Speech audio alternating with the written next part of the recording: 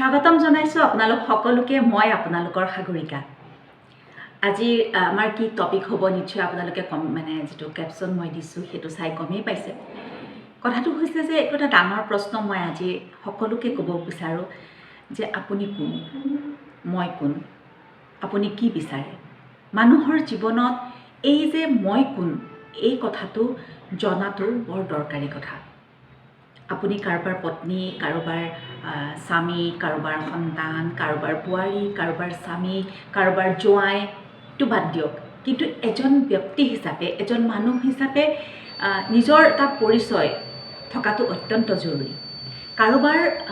কাৰোবাৰ অৱলম্বনত বা কাৰোবাৰ দ্বাৰা চিনাকি হোৱাতকৈ আপুনি নিজে চেষ্টা কৰক যে নিজৰ এটা পৰিচয় গঢ়ক। আপুনি কোন বুলি ক'লে যে মই আমুক।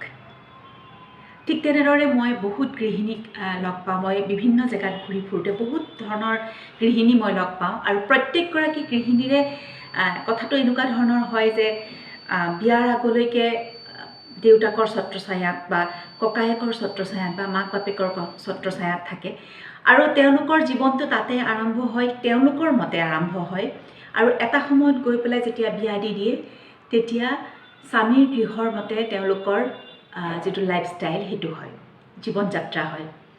আৰু তাৰ পাছত এটা সময়ৰ পিছত তেওঁলোকৰ সন্তানৰ দ্বাৰা প্ৰভাৱিত হৈ সন্তানে কেনেধৰণে তেওঁলোকক পৰিচালনা কৰে সেইমতে গঢ় লয়। কিন্তু কথাটো হৈছে যে এটা নিজৰ এটা পৰিচয়, নিজৰ এটা আইডেণ্টিফিকেশ্যনৰ খুব প্ৰয়োজন। আৰু মনত ৰাখিব, যিসকল গৃহিণী ঘৰত থাকে, যিসকলে গোটেই সংসাৰখন চলায়, কিন্তু তেওঁলোকৰ বাবে তেওঁলোকৰ এটা নিজৰ পৰিচয় খুব দৰকাৰ। মনত ৰাখিব আপোনালোক সকলোৱে, প্ৰত্যেকগৰাকী মহিলাই যিয়ে মোৰ এই ভিডিঅ'টো চাই আছে, পুৰুষসকলৰ কথাও মই ক'ব বিচাৰোঁ, কিন্তু তথাপিতো পুৰুষসকলে এটা সময়ত গৈ নিজৰ পৰিচয় হয়, কিন্তু মহিলাসকলৰ বহু এনেকুৱা ধৰণৰ মহিলা আছে যিসকলে ভাবে যে আমাৰতো আৰু সময় গ'লেই আৰু আমাৰ জীৱনটো শেষেই হ'ল। নহয়, জীৱনটো আৰম্ভ কৰাৰ কোনো সময় নাথাকে। যিকোনো সময়ত আপুনি জীৱন আৰম্ভ কৰিব পাৰে। বহুত এনেকুৱা মহিলাক মই দেখিছোঁ যে মই আৰু শকত কি কৰিম আৰু মোৰ এনেকেই জীৱন পাৰ হ'ল। নহয়, আপুনি তেনেকুৱা ধৰণৰ কথা কেতিয়াও মনলৈ আনিব নালাগে। আপুনি যদি আজি ভাবিছে যে আজিৰ পৰা মই মোৰ নিজৰ এটা পৰিচয় আৰম্ভ কৰিম, তেনেহ'লে আজিৰ পৰা আৰম্ভ কৰক। পিছবেলাৰ পৰা আৰম্ভ কৰক, আগবেলাৰ পৰা আৰম্ভ কৰক, 1 ঘণ্টাৰ পিছৰ পৰা আৰম্ভ কৰক। মনত ৰাখিব, নিজৰ পৰিচয়, নিজৰ আইডেণ্টিফিকেশ্যনৰ খুবেই প্ৰয়োজন। আৰু চবতকৈ ডাঙৰ কথা হৈছে যে যিসকল ব্যক্তি অভাৰৱেইট, বহুত বেছি শকত, বা যিকোনো কাৰণতে নহওক, কোনোবা মহিলাৰ হৰমনেল ইমবেলেঞ্চ, কোনোবা মহিলাৰ অন্য কিবা মেডিকেশ্যন কোনোবা দৰৱ চলি আছে, যাৰ বাবে অভাৰৱেইট হৈ যায় বা যথেষ্ট শকত হৈ যায়। এই শকত হৈ যোৱাৰ লগে লগে কি হয়, মানুহৰ কনফিডেঞ্চ, মানুহৰ যিটো আত্মবিশ্বাস সেইটো নোহোৱা হৈ যায়। আৰু সেইকাৰণেই শৰীৰটোক ধুনীয়াকৈ ৰখাৰ, স্বাস্থ্যৱান কৰি ৰখাৰ এটা আটাইতকৈ ডাঙৰ যিটো মেজৰ ৰোল, যিটো সিংহভাগ লয়, সেইটোৱে হৈছে ডায়েট।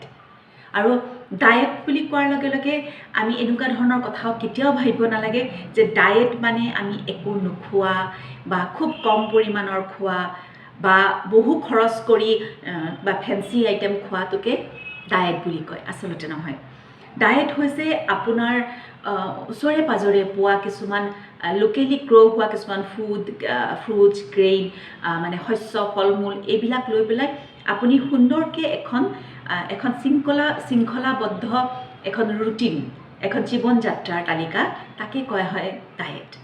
গতিকে আহক, আজি নতুন বছৰ আৰম্ভ কৰিছোঁ আমি। এইখিনিতে মই সকলোকে নতুন বছৰৰ শুভেচ্ছাও দিছোঁ।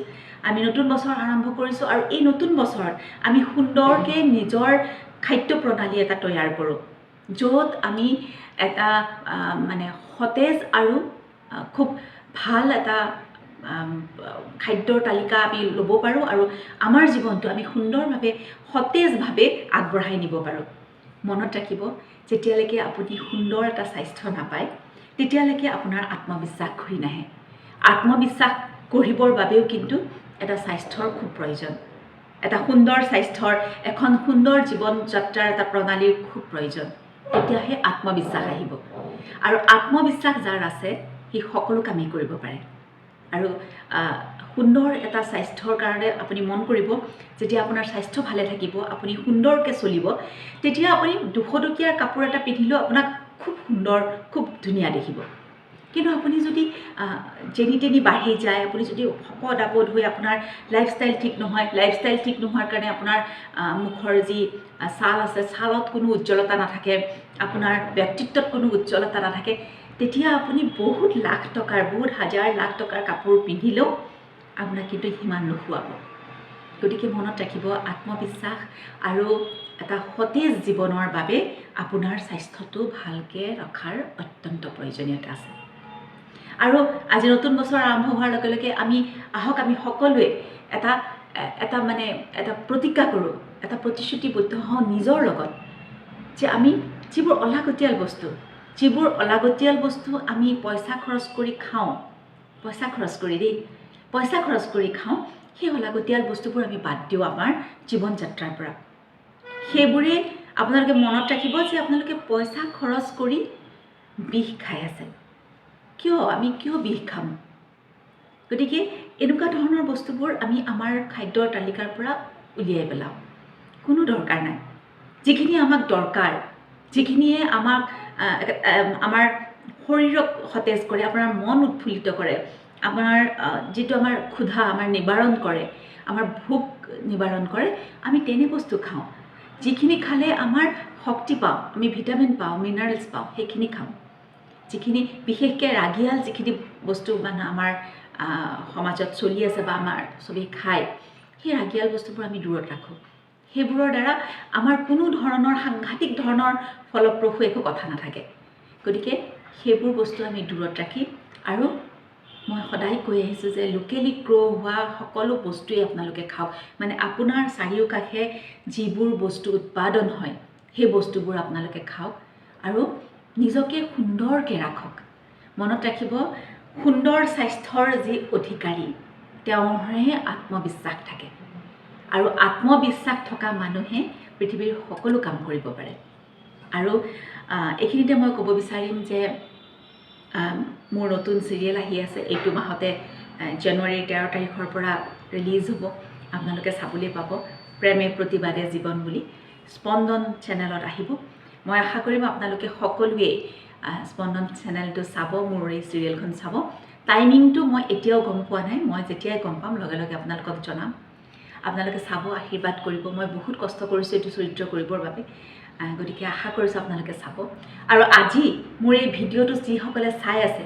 তেখেতসকলে নিজৰ পৰিচয় গঢ়াৰ লগে লগে আৰম্ভ কৰক এটা সুন্দৰ জীৱন যাত্ৰা সুন্দৰকৈ ডায়েট কৰক আৰু সুন্দৰ এটা জীৱন যাত্ৰা আৰম্ভ কৰক মই আশা কৰিম মোৰ এই ভিডিঅ'টো চাই বহুতে যিসকলে চাই থাকে তেখেতসকলৰ বহুতৰে মানে মানসিকভাৱে এটা সবল হ'ব আৰু আজিৰ পৰাই ডায়েট কৰিবলৈ আৰম্ভ কৰিব আৰু সুন্দৰকৈ নিজৰ স্বাস্থ্যৰ প্ৰতি যত্ন ল'ব মই আশা কৰিছোঁ মোৰ এই আশাখিনি আপোনালোকে পূৰণ কৰিব ধন্যবাদ